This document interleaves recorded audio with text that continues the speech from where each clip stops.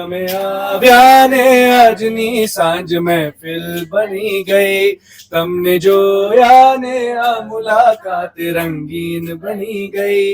મારા મનના છે તરંગો ઉડે છે થઈ પતંગો, ઉઠ મલક્યા ને શબ્દોને ધૂન મળી ગઈ. તમે આવ્યા ને આજની સાંજ મહેફિલ બની ગઈ. અમને બધાને બધું પૂછી લીધું છે તમે? હા, અહીંયા રોલિંગ ચાલુ છે.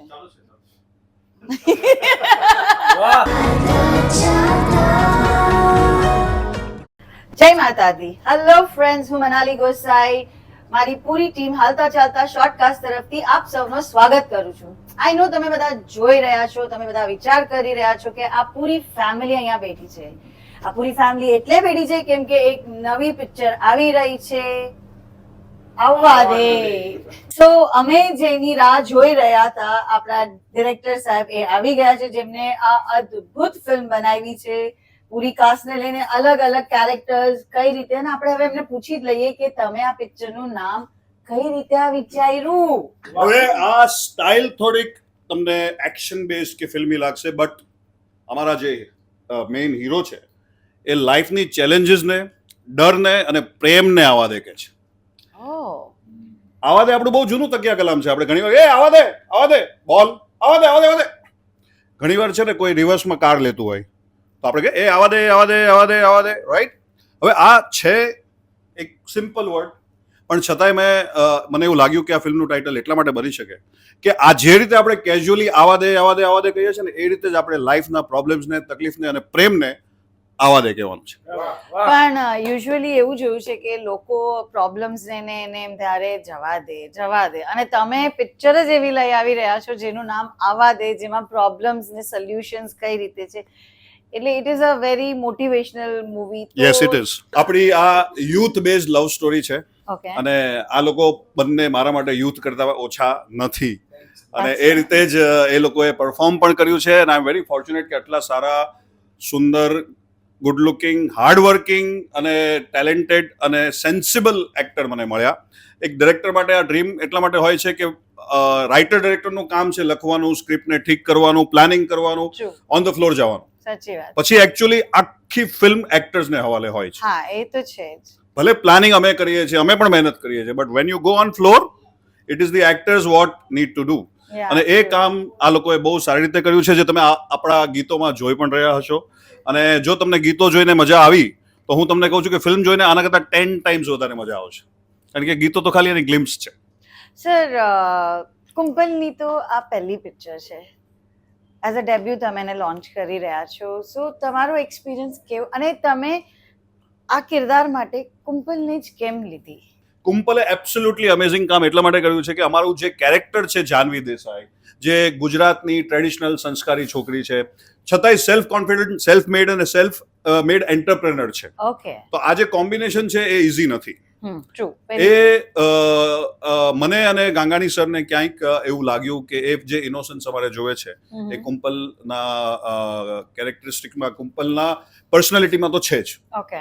અને પછી એણે ખૂબ મહેનત કરી, because it was not easy performing against my hero. અને મેં એને આ વાત કહેલી. આપણી ફિલ્મની જે સ્ટોરી છે બહુ સિમ્પલ છે. આપણે બધાએ પ્રેમને માણ્યો હશે, જોયો હશે, એક્સપિરિયન્સ કર્યો હશે, અને આગળ પણ કરતા રહીશું. વાત અમારા હીરો હિરોઈનની છે, તો આમની જે સ્ટોરી છે એ સિક્રેટ છે, એ તમારે જોવા માટે ફિલ્મમાં આવવું પડશે. આમની જે સ્ટોરી છે હું થોડીક રિવીલ એટલા માટે કરું છું કે તમને જોવાની અથવા તો આવવાનું મન થાય, એટલે આવા દે. આજના જમાનામાં ઘણી વખત લવ એટ ફર્સ્ટ સાઇટ થાય.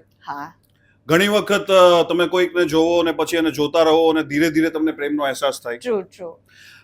ઘણી વખત તમને કોઈની બોલવાની સ્ટાઇલ, જે લાગણી વ્યક્ત કરે, એનાથી પણ તમને પોતીકું ફીલ થાય. ઘણી બધી રીત છે પ્રેમમાં પડવાની, બહુ અલગ અલગ. આપણા જે હીરો હિરોઈન છે એ અનાયાસે એક્સિડન્ટલી મળે છે, અને એ લોકો એકચ્યુઅલી એમને ખબર જ નહોતી કે they are made for each other. છતાંય સિચ્યુએશન્સ બ્રિંગ ધેમ ટુગેધર. એક જણને સમજાઈ જાય છે અને એક જણને સમજતા થોડી વાર લાગે. કેટલી વાર લાગે છે અને શું કામ નથી સમજાતું અને સમજાય છે કે નહીં, એ જોવા માટે તમારે ફિલ્મ જોવી પડશે. સર તમારી તો આ પહેલી પિક્ચર છે અને તમે ફર્સ્ટ ટાઈમ કરી રહ્યા છો, તો જસવંત સર સાથેનો તમારો એક્સપિરિયન્સ કેવો રહ્યો? અમેઝિંગ. સર લગભગ ગુજરાતમાં બધા જ એમને ઓળખે છે. Is a very good human being. પણ હું એવું કહેવા માંગુ છું કે એ જેટલા સારા હ્યુમન બિંગ છે એના કરતાં પણ સારા પ્રોડ્યુસર એટલા માટે છે કારણ કે એ એક વિઝનરી છે અને એ મારી ફર્સ્ટ ટાઈમ ફિલ્મ હોવા છતાં મારા વિઝનને એ પહેલેથી સમજતા હતા અને એ પ્રોડ્યુસર તરીકેનો જેટલો પણ સપોર્ટ એક ફર્સ્ટ ટાઈમ ડિરેક્ટરને જોવે એના કરતાં હું એમ કહીશ મને 10-20% વધારે આપ્યું છે એમને. અને એમના માટે I will always be thankful to him કે મને ચાન્સ આપી, ઓપોર્ચ્યુનિટી આપી અને એમને મને ફ્રીડમ પણ આપી. એમણે મને કોઈ દિવસ બાંધીને નથી રાખ્યો. સ્ટોરીમાં ડેફિનેટલી એમને મને ગાઈડ કર્યું, પણ એક વખત જ્યારે બધું ફાઇનલ થઈ ગયું તો he completely left everything on me. અને એણે મને એ જ કહ્યું કે because he is also a writer, director, lyricist. તો એ ક્રિએટિવ લોકો હોય તો ઘણીવાર એમને મન થાય કે જો સેટ ઉપર હોય તો સજેશન કરે, but he wanted this film to be shaped up as per my imagination and visualisation.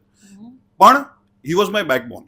એમણે મને બધી રીતે, એટલે મ્યુઝિક ખાસ કરીને, લિરિક્સ, સારા સારા લોકેશન્સ, આખા યુનિટને જે ડીઓપી કહો, જે set designer, dress designer, costumes, properties.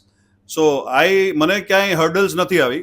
હા, ગુજરાતી ફિલ્મ્સ લિમિટેડ બજેટમાં બનતું હોય છે અને એ અમારા માટે પણ એક શીખ હોય છે કે એ જ બજેટમાં અમારે પણ કેવી રીતે ક્રિએટિવિટી અને સારી ફ્રેમ બનાવવાની છે. તો લોકોને ટીઝર અને ટ્રેલર જોઈને સમજમાં આવી રહ્યું હશે અને એટલે જ એનું નામ ટીઝર અને ટ્રેલર છે. It is only 5% of my film. બાકીની 95% એ લોકો આવીને જોવી પડશે. સેટ ઉપર કોઈએ તમને હેરાન કર્યા છે? હું એમ કહેવા માંગીશ કે આખા સેટમાં કોઈ જો હેરાન કર્યું હોય કોઈને તો એ હું હતો. હું જ બધાને હેરાન કરતો. I was very popular for that. Okay. અને એ એવું હોવું જોઈએ કે નહીં મને નથી ખબર, but I was enjoying the process because હું એને ફિલ્મ મેકિંગ સમજું છું. અને ઓબ્વિયસલી સવારથી સાંજ આપણે જે પ્લાનિંગ સાથે ઉતર્યા હોય એ સાંજ સુધીમાં કમ્પ્લીટ થઈ જવું જોઈએ. એના માટે સામ દામ દંડ ભેદ. તો કદાચ કોઈ એમાં થોડું ઘણું હેરાન થવું પડે તો ચાલે.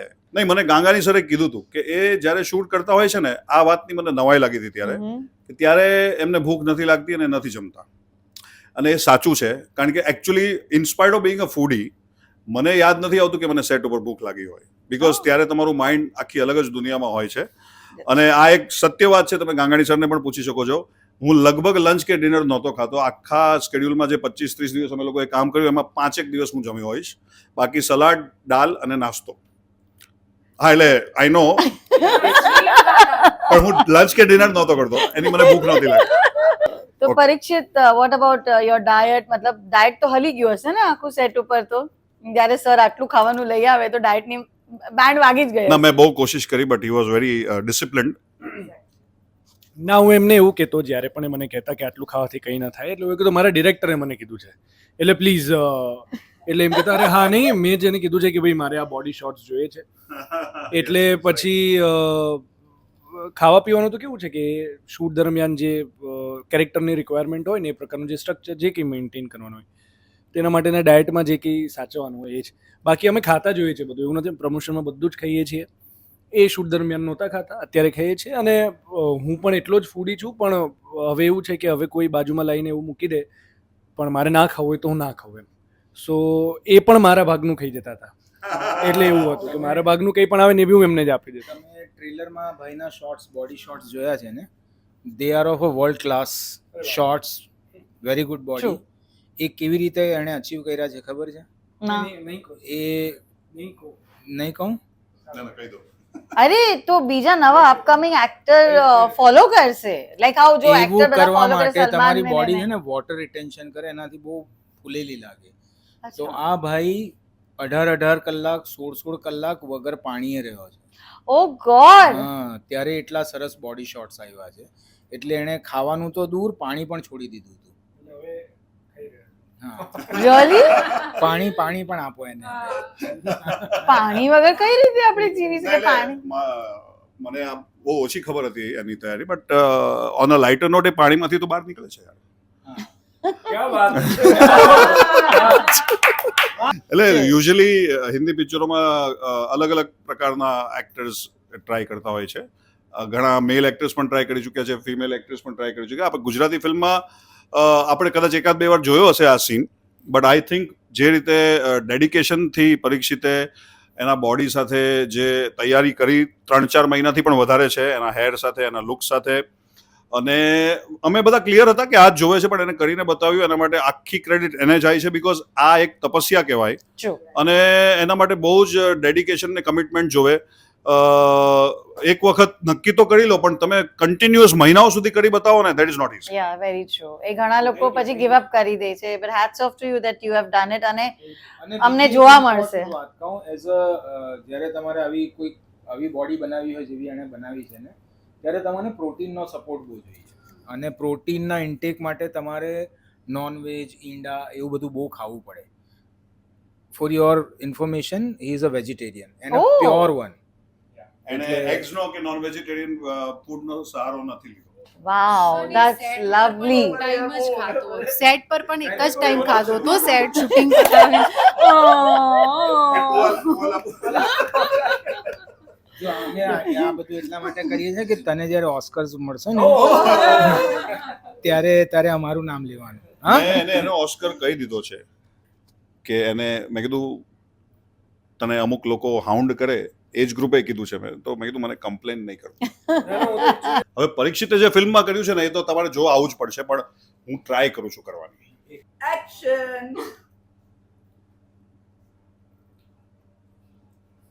આવા દે.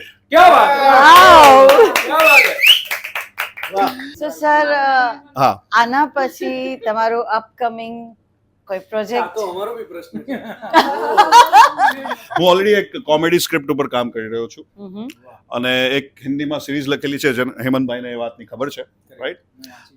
હા, એમને વાંચી પણ છે. અને બસ અમે પ્લાન કરી રહ્યા છે કે 1-2 પ્રોજેક્ટ્સ. મેઇન મોટિવ શું છે કે હું મારી તો પહેલો પ્રોજેક્ટ મેં હજી કમ્પ્લીટ કર્યો અને તમે લોકો હજી જોવા આવશો અને તમને ગમશે જે હું તમને કહી રહ્યો છું. બટ સાચું કહું ને તો મેં આખા પ્રોસેસમાં એ શીખ્યું કે સૌથી ઇમ્પોર્ટન્ટ પ્રોજેક્ટ ચાલુ કરવા માટે છે રાઇટિંગ અને સ્ક્રિપ્ટિંગ પ્રોસેસ. Yes, true. હું કરું કે અમે ટીમ એઝ અ ટીમ કરીએ કે હું બીજા પાસે કરાવું, પણ એ પ્રોસેસ ઇમ્પોર્ટન્ટ છે. ટ્રુ. તમારી 50% પ્રોબ્લેમ્સ, તકલીફ, વેસ્ટેજ ત્યાં જ સોર્ટેડ થઈ જાય છે. જો તમે એ ક્રેક કરશો ને, અને જો એના ઉપર તમને કોન્ફિડન્સ હશે, જે સારું કરો એટલે હોય જ, તો એ વસ્તુ 99.99% સારી જ બને છે. બસ મારે એટલું જ કહેવું છે. સો ફ્રેન્ડ્સ, તમને બધાને આ એપિસોડ કેવો લાગ્યો? આઈ નો તમને બધાને બહુ જ મજા આવી રહેશે, બિકોઝ અહીંયા જે આ લોકો આટલી મસ્તી કરે છે, તો સેટ ઉપર તો ધમાલ કરી જ હશે. અને પ્લસ મૂવીમાં અમેઝિંગ હશે, મારે કહેવાની જરૂરત નથી. એની માટે તમારે બધાએ જવું પડશે થિયેટરમાં. કઈ તારીખે? 28 નવેમ્બર, 28 નવેમ્બરે આ રિલીઝ થઈ રહી છે. ફ્રેન્ડ્સ, પ્લીઝ તમે જજો. મોબાઈલ ફોન પર ડાઉનલોડ કરીને પાયરેસી કરીને પિક્ચર નહીં જોતા. ઓહ. તમને બે હાથ, ત્રીજું માથું. અને અમે લોકો ગોઠવેલા છે, અને બીજું જોશો તો એવું ખબર છે- પડી જશે. ના, એવું કરવાથી અમને બધાને જે થોડી ઘણી રોજી રોટી મળે છે એમાં પણ બહુ નુકસાન થાય He is right. That's true, અને that's બીજું true, કે પછી તો તમને actually. આઈને પકડી જ જશે. That's true, that's એટલે true. બંને વસ્તુ થશે. That's ના, true. એટલે ફોર ધ ફર્સ્ટ ટાઈમ અમે એક સાયબર ટીમ Right, yes. એડવાન્સમાં રાખી છે. Oh, that's nice. That's lovely. આ તો પહેલી વાર જાણવા મળ્યું કે એક સાયબર ટીમ બી છે, જેના કારણે તમે મૂવી લોડ નહીં કરી શકો. એટલે પ્લીઝ તમે થિયેટરમાં જ જજો. પણ અમારા હાલતા ચાલતા શોર્ટકાસ્ટ માટે તમારે શું કરવાનું છે? કંઈ જ નહીં. મારી ચેનલને તમારે યુટ્યુબ, ફેસબુક અને ઇન્સ્ટા ઉપર લાઈક કરવાનું, સબસ્ક્રાઇબ કરવાનું અને બને એટલું શેર કરવાનું. કમેન્ટ તો તમે આપી જ શકો છો. બહુ જલ્દી મુલાકાત થશે નવા એપિસોડમાં, નવા હીરો હિરોઈન સાથે, નવી પિક્ચર, કોણ હશે ડિરેક્ટર, પ્રોડ્યુસર, સિંગર, હું હમણાં નહીં કહું, નેક્સ્ટ એપિસોડ. ટિલ ધેન, આવા દે. આવા દે.